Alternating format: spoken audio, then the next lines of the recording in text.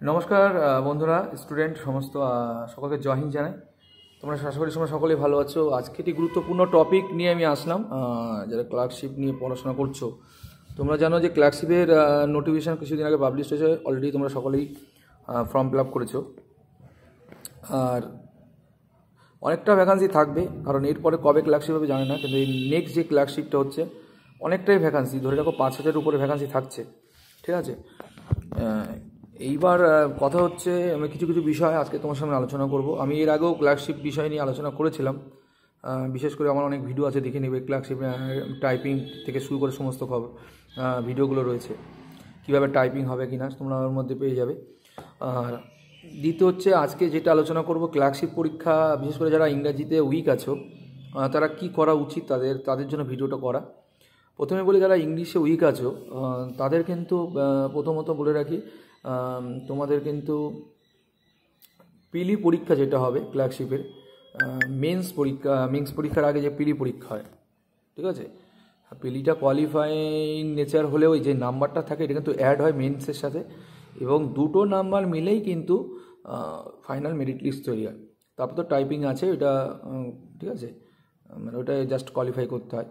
But তোমাদের দুটো জিনিস বললাম, যারা ইংলিশে একদম উইক আছো, যারা একদম ইংলিশে লেখার স্কিল নেই, তারা বলবো এখন থেকে ইংরাজি লেখা, বিশেষ করে শর্ট নিউজগুলো আছে সেগুলো লেখা শুরু করো। ওখানে দেখে দেখে লিখতে লিখতে কিন্তু তোমাদের একটা মানে ধারণা তৈরি হয়ে যাবে। কিন্তু তোমার পরীক্ষা দেওয়ার পরের কথা ভাবলে কিন্তু কিছু হবে না। মানে এখন থেকেই তোমাদের লড়াই, প্রথম প্রিলি সাথে মেনটাও টাচ রাখতে হবে।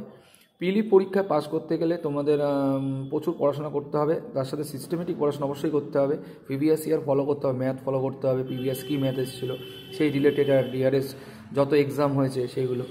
আর ইংলিশটাও থাকে, ইংলিশটাও তোমাদের দেখতে হবে, কারণ ইংলিশে অনেকটা মানে সিনোনিম, অ্যান্টোনিমস আর গ্রামার, বেসিক গ্রামার যেগুলো ভয়েস সেগুলো তোমাদের বাড়তেই হবে। ঠিক আছে, এটা গেল। আর তৃতীয় যেটা আছে, যারা একদম ইংলিশে লিখতেই পারো না তাদের জন্য বলবো পিলিটা ফোকাস করতে।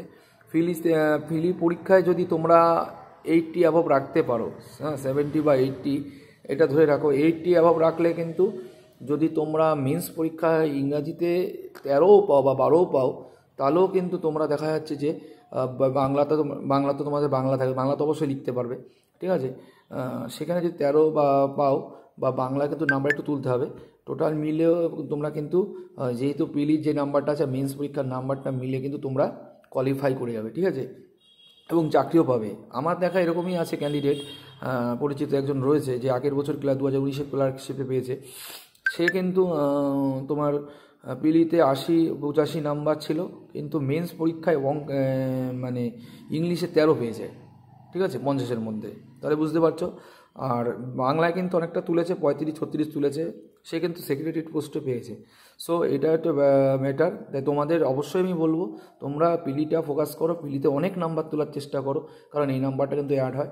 আর যারা ইংলিশ উইক আছো, আর যারা মোটামুটি পারো তাদের তো চিন্তা নেই, আমি যারা উইক তাদের জন্য। আর উইক মানে এই না যে তোমরা একদম মানে যে চেষ্টা করো না, আজকের থেকে চেষ্টা করো শর্ট নিউজগুলো দেখে দেখে ওখানে প্রতিদিন একটা লিখতে থাকো, এবং টেন্সটাকে একটু জেনে নাও। ঠিক আছে, টেন্স যেগুলো আছে, টেন্স না জানলে একদম পারবে না। ঠিক আছে, টেন্সটা অবশ্যই জানতে হবে, তারপর তোমার লেখা অভ্যাসগুলো করো। আর পিকে দেশ সরকার একটাই বই, এখান থেকে পিএসসি হুবহু ফলো করে প্রতি বছর। বিসিএস বলো, সমস্ত কিছুতে পিএসসি ক্লার্কশিপ মিসলেনিয়াস সব কিন্তু হুবহু কমন চলে আসে। মিসলেনিয়াস মানে ক্লার্কশিপ পরীক্ষা বলো, ঠিক আছে, পিকে দেশ সরকার থেকে, ওটা অবশ্যই ওখানে যে বঙ্গানুবাদগুলো আছে সেগুলো কিন্তু প্র্যাকটিস করো। সকলে ভালো থেকো। আমি জানি না কতটা হেল্প করতে পারলাম, আবার তোমরা যদি চাও অবশ্যই আসবো।